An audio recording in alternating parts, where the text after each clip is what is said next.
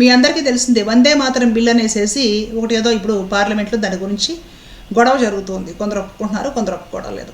దాని గురించి ఓవైసీ అనే పెద్ద మనిషి, ముస్లిం మత పెద్ద మనిషి చేసిన వ్యాఖ్యలు బాగా ప్రచారం చేశారు. అసలు ఈ వందే మాతరం బిల్లు మంచిదా కాదా, దేశానికి అవసరమా కాదా, దీని వలన మత సామరస్యం కలుగుతుందా, మత విద్వేషాలు పెరుగుతాయా, దీని గురించి నేను విశ్లేషణ చేయాలనుకుంటున్నాను. ఈ పెద్ద మనిషి ఏం మాట్లాడాడో ఒకసారి విందాం. मैडम, भारत एक चमन है जहां पर हर फूल को खिलना चाहिए और अगर कोई इस फूल के अगर पूरे फूल खिलेंगे तो उसकी खुशबू से ये वतन मुअत्तर होगा, मगर अगर इस चमन का माली ये कहेगा कि एक ही फूल खिलेगा तो मैं जिम्मेदारी के साथ कह रहा हूं, अगर एक ही फूल खिलेगा तो वो सहरा बन जाएगा और माली माली नहीं रहेगा, वो जल्लाद कहलाएगा। इसलिए मैडम हम उम्मीद करते हैं कि हुकूमत इस पर जोर जबर ना करे। मेरा राइट है, यकीनन मैं जानता हूं कि आजादी के लड़ाई में वंदे मातरम का नारा था, मगर अगर आप इसको जबर करेंगे तो ये संविधान के खिलाफ है। वफादारी का सर्टिफिकेट हमसे मत लीजिए मैडम, खत्म कर रहा हूं, वफादारी का सर्टिफिकेट हमसे मत लीजिए। आपके बुजुर्गों के कोई एक किताब में लिख के क्या लिखा बता। ఇప్పుడు ఇంతకీ ఈ పెద్ద మనిషి ఏమంటున్నాడంటే, భారతదేశం ఒక మంచి ఎరువు ఉన్న తోట లాంటిది అనుకోండి. దాంట్లో అన్ని రకాల పూలు వికసిస్తాయి. అన్ని రకాల పూలు వికసిస్తేనే దాని సుగంధం బాగా వెదజల్లుతుంది, వ్యాపిస్తుంది.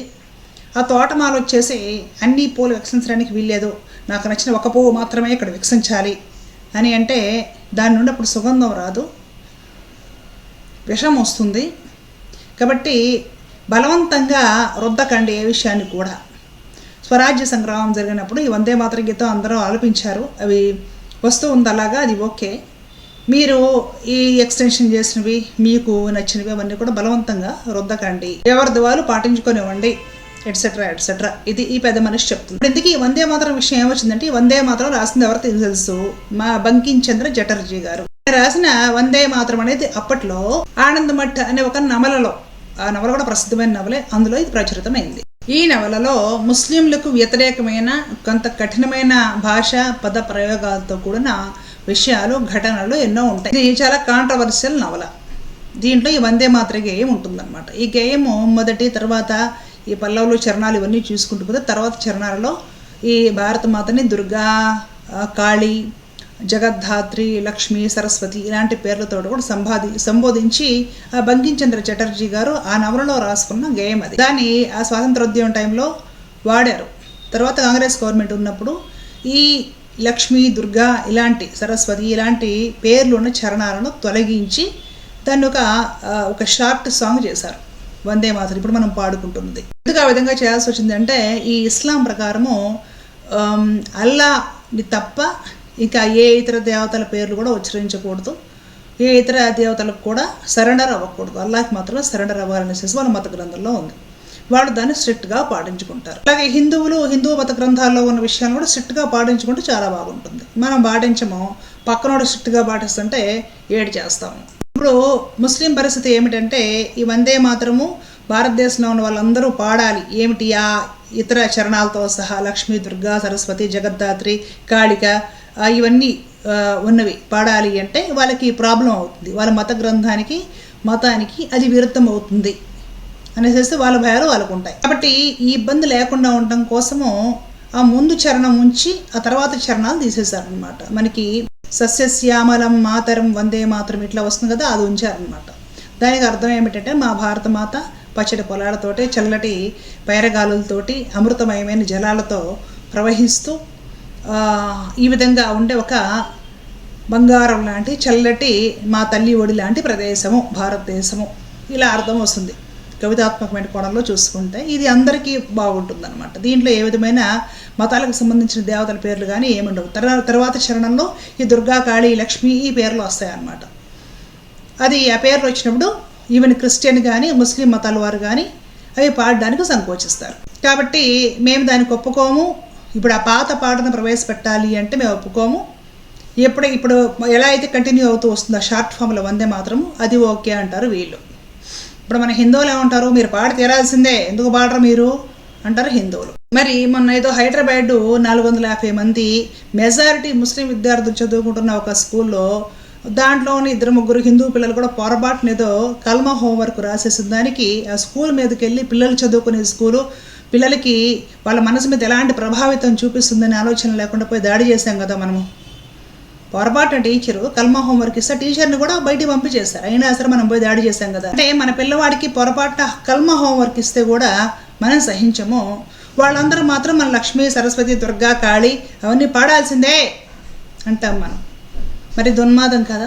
ఏమంటారంటే ఇది ముందు హిందూ దేశం, ఇక్కడ ఉండేవాళ్ళు నోరు మూసుకొని మేము చెప్పినవన్నీ పాడాలి, మేము చెప్పినట్టుగా పడి ఉండాలి అంటారు. మనం అంటాం అన్నమాట. ఇదే పాకిస్తాన్లో ఇది ముస్లిం దేశం, ఇక్కడ హిందువులు మేము చెప్పినట్టు మూసుకొని పడి ఉండాలి అంటే మనం ఏమంటున్నాం?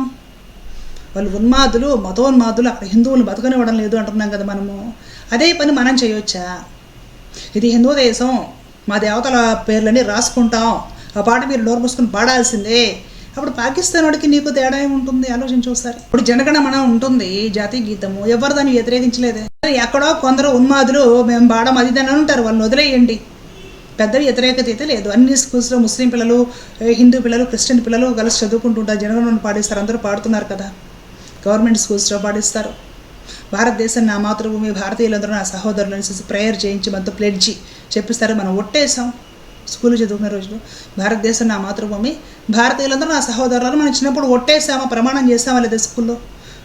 పిల్లలు దేవుడితో సమానం అంటారు. మనం పిల్లలుగా అంటే అంత పవిత్రమైన ఆత్మలుగా, దైవాలుగా ఉన్న రోజులో, పాపం పుణ్యం తెలియని రోజులో భారతదేశం నా మాతృభూమి, భారతీయులందరూ నా సహోదరులను ప్లెడ్జి చేశాం మనం స్కూల్లో, గుర్తుందా? ఇప్పుడు ఆ భారతదేశంలో నీ సహోదరులని కులాల వారీగా, మతాల వారీగా విడదీసి మేమే గొప్ప, మేమే ఉండాలి, మిగతా అందరూ శరణార్థులు అన్నట్లుగా మాట్లాడుతున్నాం. ఎక్కడో ఏం జరిగినా కూడా గోరంతలు కొండంతలుగా అంతా చిత్రీకరించేసి ఇష్టం వచ్చిన తమ్మునేసి పెట్టేసేసి వీడియోలు చేసుకుంటున్నాం. నీకు ఖురాను, కల్మా చదవడం ఇష్టం లేనప్పుడు ముస్లింకి లక్ష్మీ, సరస్వతి, దుర్గా పేర్లు చదవడం ఇష్టం ఉండదు.